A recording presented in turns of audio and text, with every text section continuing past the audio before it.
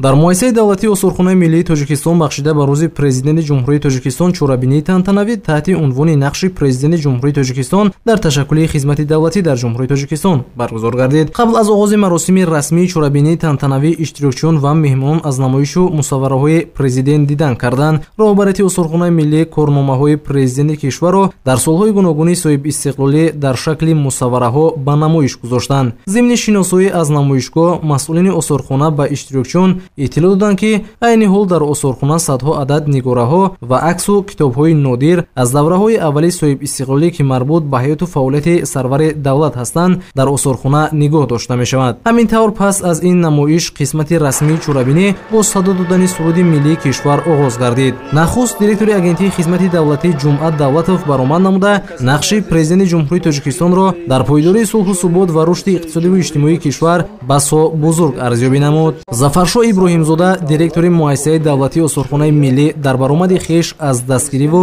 таваҷҷӯҳи президенти кишвар дар самти фарҳанг, махсусан ҳифзи осори ниёгон ёдовар шуда, зикр намуд ки сарвари давлат дар рӯзи аввали таъсиси корхона ба коллексияи тиллои он 1173 адад ёдгориҳои таърихӣ тӯҳфа намуданд. ҳамзамон дар ин чорабинии тантанавӣ иштирокчиён аз нақши иҷлосияи тақдирсоз, яъне иҷлосияи 16-уми шӯрои олии кишвар ёдовар шуда, аҳамияти онро дар роҳи расидан ба як сулҳи пойдор бузург арзёбӣ намуданд. воқеан аҳамияти таърихии иҷлосияи 16-уми шӯрои олӣ пеш аз ҳама дар он аст ки он ҳамчун давлати мустақил аз байн рафтани Тоҷикистон ва ҳамчун миллат аз байн рафтани тоҷиконро ҳифз кард. умуман намоише ки ба ифтихори 30-солагии иҷлосияи 16-уми шӯрои олии осурхонаи миллии Тоҷикистон ташкил намудааст, то санаи 30 ноябр идома меёбад ва ҳамагон метавонанд аз ин намоиш ба худ баҳра бардоранд.